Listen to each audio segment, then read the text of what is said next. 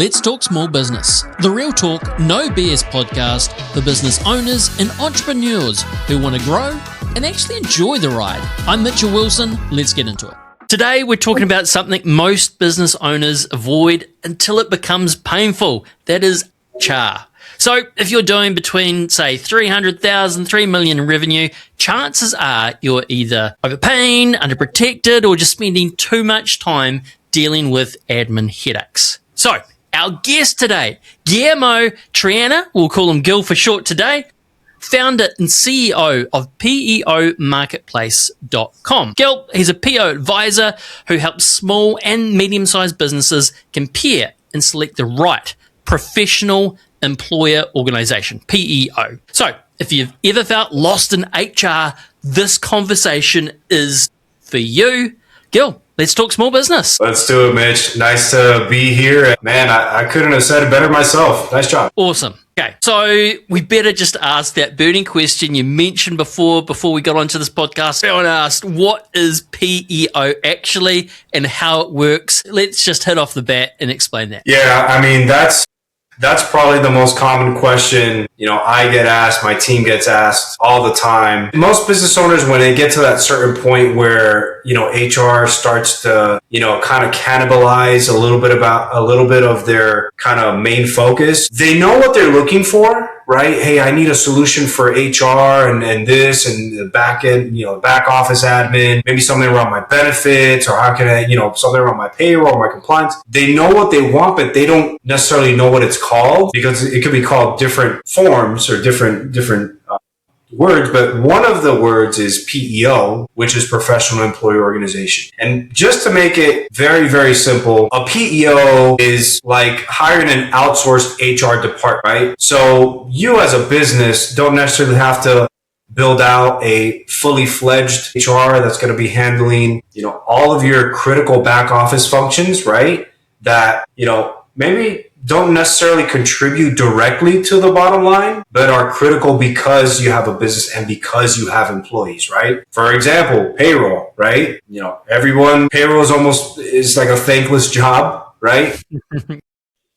But when it goes wrong, you're going to hear about it. For sure. Okay. So at what stage of business does it start to make sense to consider this? Well, I would probably say the most common scenario we see is businesses that are starting to grow in headcount, right?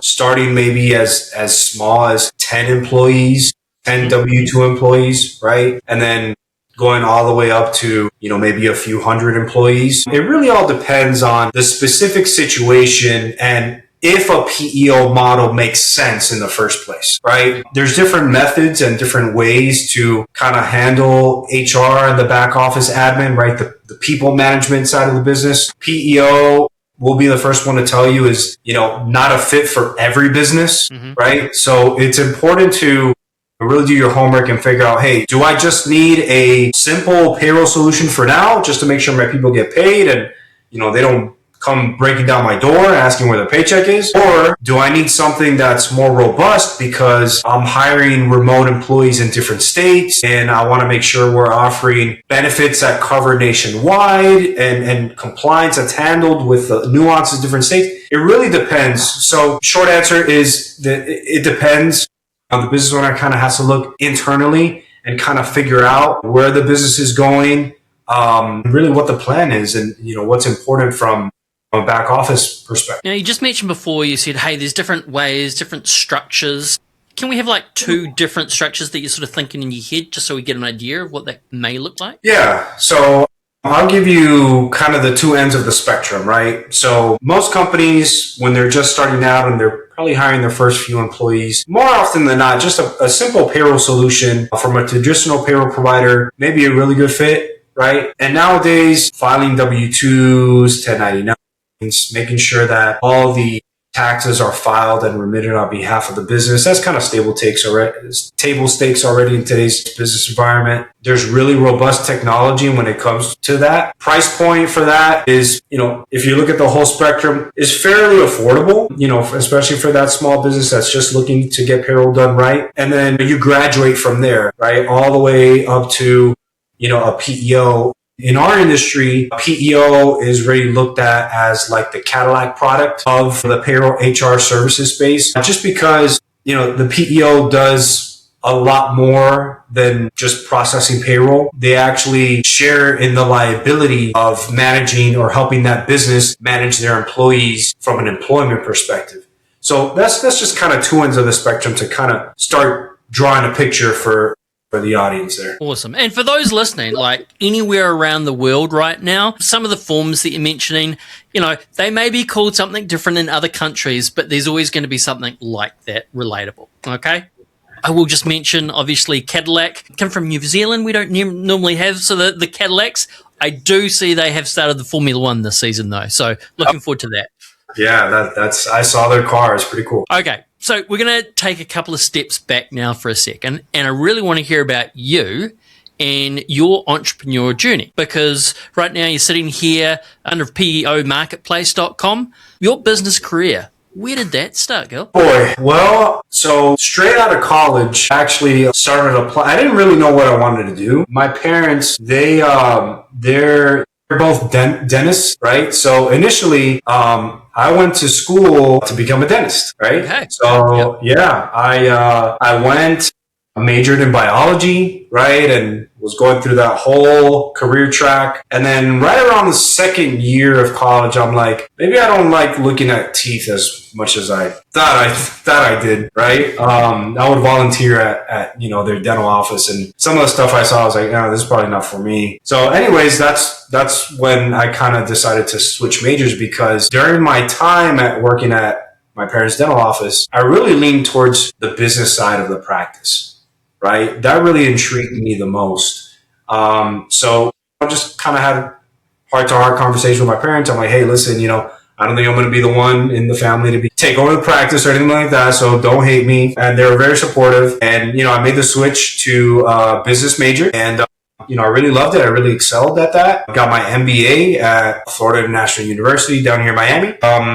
Kind of all the while finishing my college career, I started applying for jobs, right? And lucky enough, one of the careers that I applied for was a sales position at, if not the largest PEO provider in the US. I didn't start off selling PEO right away for ADP, because PEO is considered a complex product when it comes to the outsourcing space. So I started working their simple small business payroll product, working and selling to small businesses under 50 employees, kind of in my territory, geography, South Florida. Mm-hmm. I met at a very young age, I was probably like 22 years old. I met a lot of different businesses, different industries, everything from agricultural businesses to construction to, professional businesses. I worked with a lot of accountants and CPAs. So at a very young age, I had a lot of exposure to kind of the different facets of different businesses and the varieties. And I just kind of fell in love with it. And, I saw the need of these businesses that, hey, this payroll and this HR stuff is a necessary function, but, we want to make sure it's done right so the business can focus on, growing, generating revenue and all that. So that's kind of, how I got my start in this industry. I was there for about, good 7 to 8 years. And then, kind of switched that up a little bit, went into commercial insurance sales to middle market companies. So that was fun. And then kind of on between that, kind of gathering both of those experiences, I kind of founded PEO Marketplace. And here's where I'm at today. Awesome. So what made you make that jump from being an employee to going, hey, I'm gonna do this on my own. I'm an entrepreneur. Man, personally, I made that jump when I was about 28 years old. And right around that time, 2 years ago, I had gotten married, to my wife now, and we were having our first child right around that time. So something weird happens. I don't know if it's just me or, something happens where it's like, okay, now the game has changed. I've got a responsibility now. That's a pretty big one. So just kind of thinking, down the road into the future, I'm like, man, I want to build something that I'm passionate about, something that, is a need, right? People need it, people want it, and something that, God willing, I can leave behind as kind of my legacy, right? So that was kind of my motivation and my why. Taking the jump into entrepreneurship, it was very scary. I mean, I had worked in corporate at a steady paycheck for many years, and just kind of going back and forth and ping-ponging ideas and, the fears and doubts and what ifs with my wife and with myself in the mirror. And then, ultimately I'm like, you know what? I got to do it. I got to do it. I rather, die by my own sword, right? So to speak. I know that's kind of gruesome, but that's kind of my thought path. So, thankfully it's been going and we've been able to keep the lights on. Hey, one thing you mentioned is that you went to college, you did study from dentistry to the start of that to business. But then, of course, you had your old, initial career within different roles. There have been many successful people around the world that have actually not gone to business school and have not gone to college. I'm really just interested to hear from your personal perspective, how important do you believe, now that you're in business, you're running business, how important do you believe the going to college part, learning business was? I know it's important to get that initial job and that wouldn't have happened, but let's just say you had the connections and you got the job. Would have you bypassed that study, or do you think you need it? I'm just sort of probing a little bit deeper. Now you're getting to the good part. Experience is the best teacher. And kind of as you got in, you kind of go through life, you understand that. However, I think going through that college route and getting that degree sets you up with a really good foundation, right? Just to kind of, especially if you're going into something not knowing anything, having that background helps a little bit. But to be quite honest with you, most of my knowledge and experience and business acumen came from working on the job outside of the classroom. Classroom is great, don't get me wrong, but at least from a business perspective, there's nothing like getting that experience on the job. And it's kind of tricky because sometimes in order to get that job, you need the experience or you need the background, the degree, or a combination of both. Really what I would say is, invest in yourself. Invest in yourself, bet in yourself, better yourself. Your education, nobody can take that away, no matter what. And that's something that, my parents taught me, and I've taken that and I'm teaching my kids now. So that's what I really, like to say to those kids or those younger ones out there that maybe school wasn't their thing, just don't write off business because you do have other skills and this can be one of them. Yeah, okay. Absolutely. So we talked a little bit about payroll before, HR, those were some of the words. But we also know that it comes up when you've got problems. And dare I say, with your background, it can be like pulling teeth, okay? And so, I've been in that situation before where had employees, haven't had an HR in place because of the size of the business. Then issue arises, straight on the phone to some HR people. Help. Let us know what are the benefits of, being prepared before this kind of happens, or what to look out for in that sense when you're dealing with employees that maybe aren't doing what they're supposed to be doing. Yeah, absolutely. From what we've seen and my personal experience, most businesses treat HR as an afterthought, right? And it's those businesses that, kind of involve HR on the forefront, kind of bring them into the internal meetings, kind of share what's going on, have that proactive approach, are the businesses that build really good people culture and the businesses that, drive performance because they invest in their people, right? Different ways. But most of the small businesses that we see is very reactive. Hey, we've got this fire going on payroll or HR or something. We need to put it out. We need to call whoever we need to call. And the most common scenario is most of these small businesses don't have a formal HR person on staff. It's either an office manager. Hopefully they have some type of background in HR. Maybe they do, maybe they don't. Or, we've seen where it's the spouse of the business owner that's handling that aspect of the business. And then we've also seen someone that is more of an operation person, but they were kind of given the HR hat to wear. And now they kind of got to figure it out on the fly. So I don't know if that really answered your question or not, but that's kind of what we've seen. And that's most case scenario where we come in and we help and we kind of try to educate on, hey, look, maybe you should look at doing it this way. Maybe you need a support model in, maybe a PEO, maybe not. we got to see, right? We need to figure out what's going on first and how do we put out these fires. So what do you think one of the biggest HR mistakes you see over and over again? There's a lot of them. I would probably say misclassifications of employees, U2 versus 1099.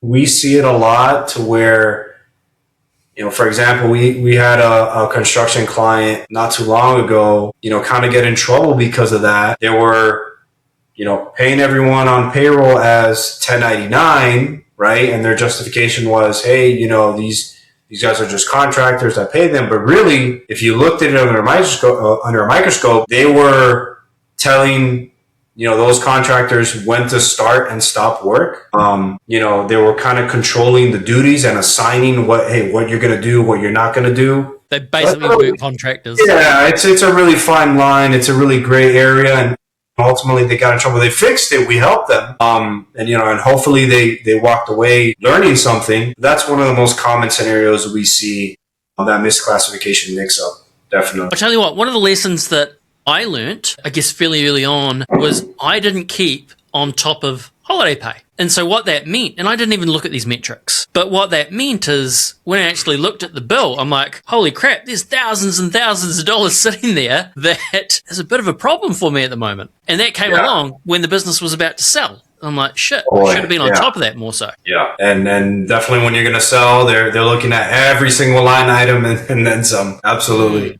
Okay.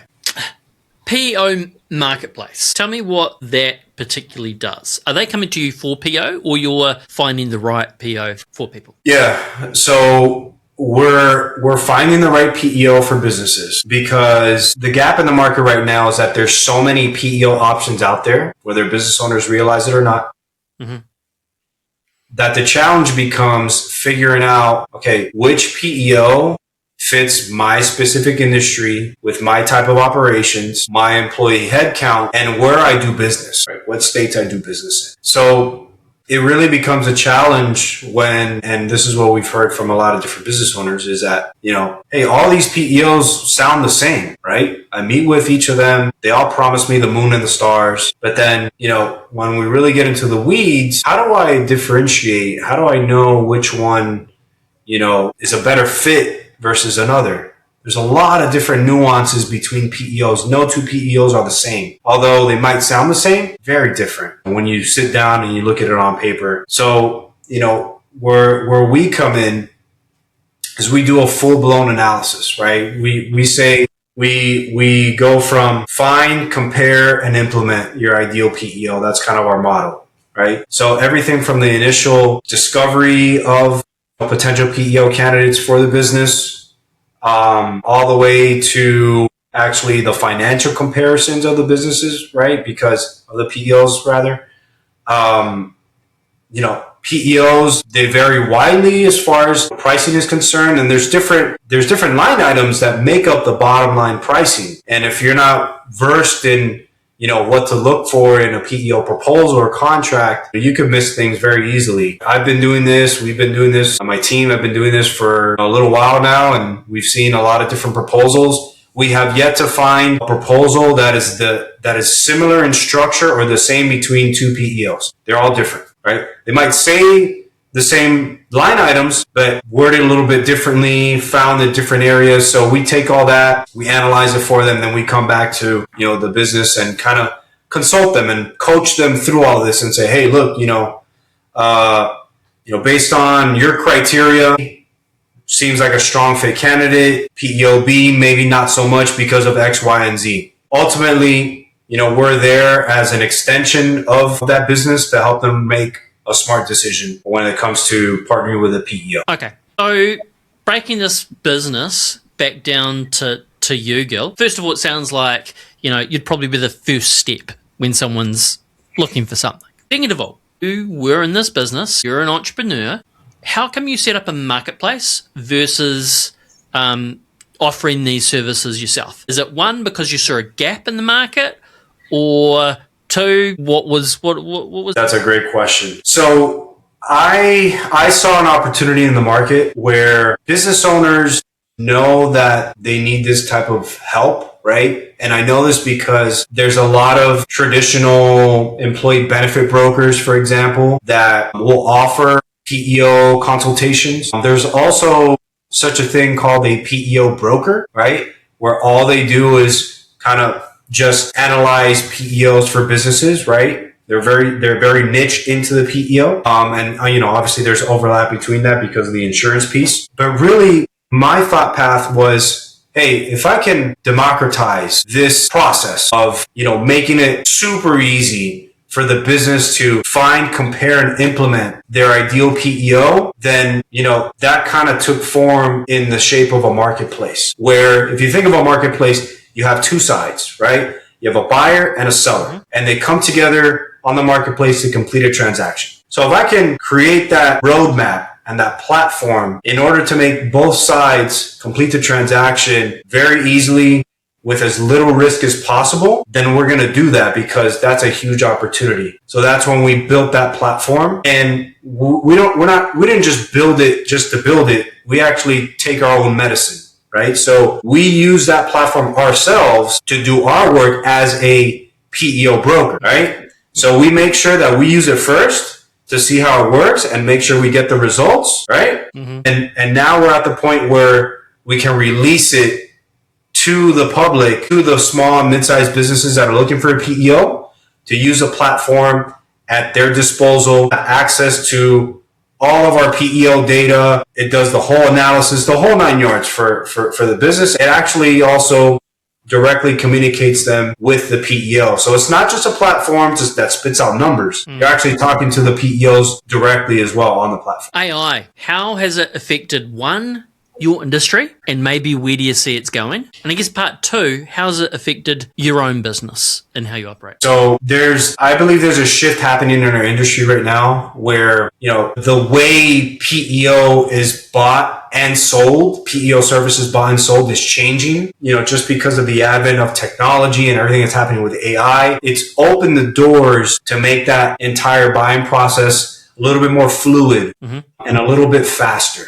right? And really, we're trying to become that decision-making and transaction layer for the industry where, hey, if we're looking to buy PEO services, the easiest way to do it is through PEO Marketplace. That's our main vision. That's our goal.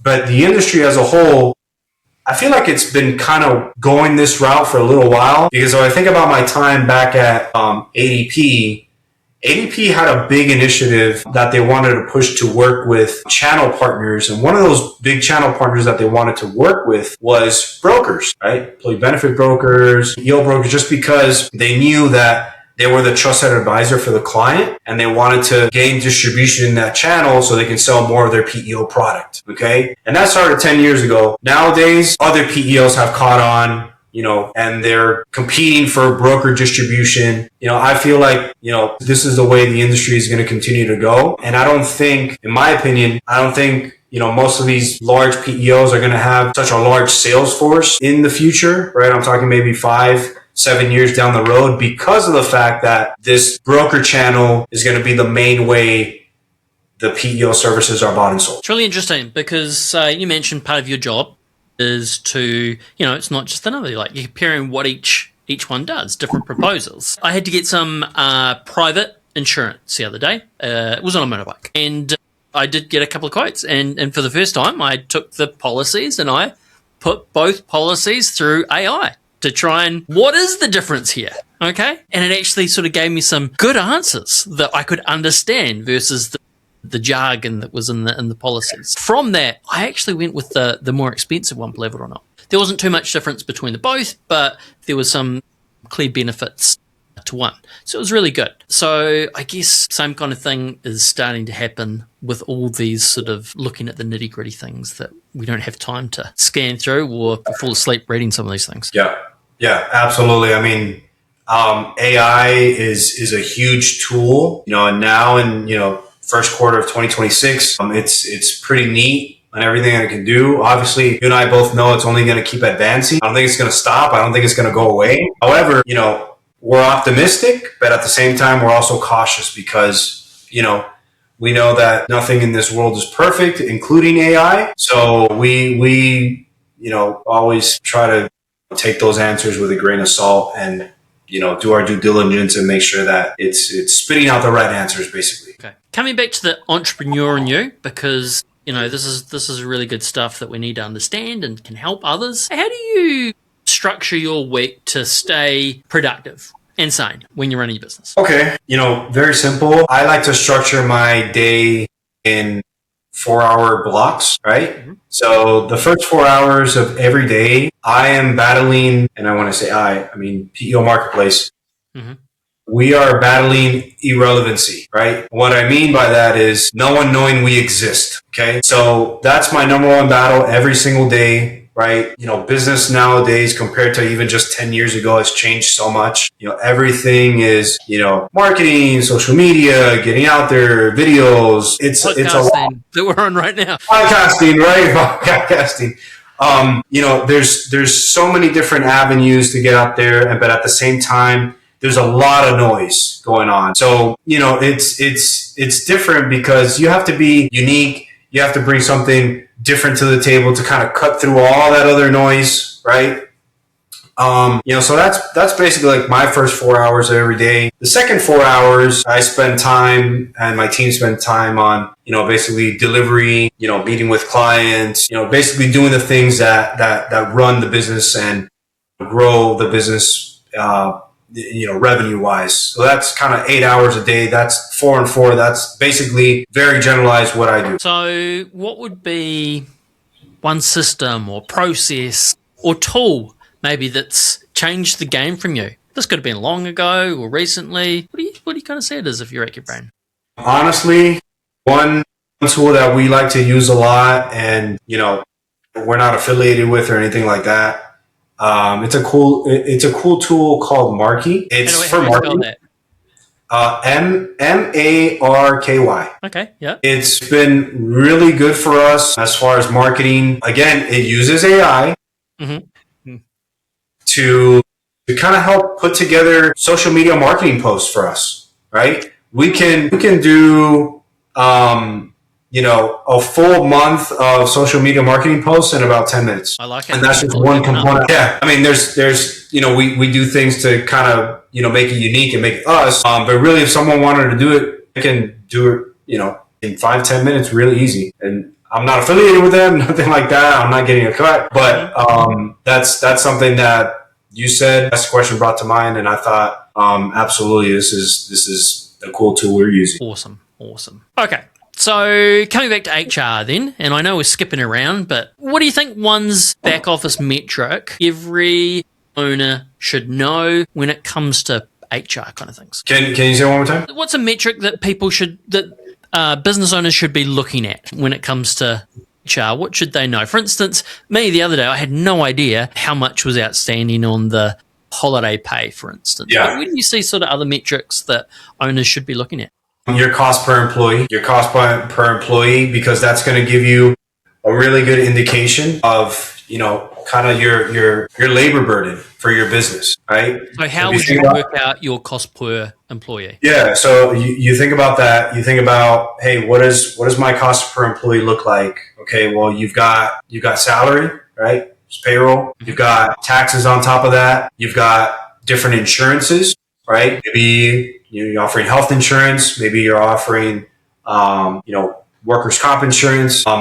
Maybe you have additional perks and benefits that you offer the employees, maybe like a 401k or something similar, or wellness benefits, financial, wellness benefits. So training as well. You got exactly. You've got training as well. That's a big one. You've got recruitment. So really, that's most businesses' largest line item is their labor cost. So if a business can really hone in on, hey, what is my labor cost on a per employee basis? What is the true labor cost? What is the true cost per employee? Then the business can kind of reverse engineer what they have to get from a revenue standpoint to maintain that workforce, right? Or potentially increase that workforce to meet demand, or maybe more supply. It just depends. So that's something that, we've talked to a lot before with different controllers at different companies and folks on the finance department, CFOs as well. Hey, here's your cost per employee. This is what you need to know. A lot of them are like, wow, couldn't really see it that way because of, the systems that we have. They don't give us that information up front or on the surface. So we kind of have to dig through all that. And that's part of the work we do. So yeah. Loving it.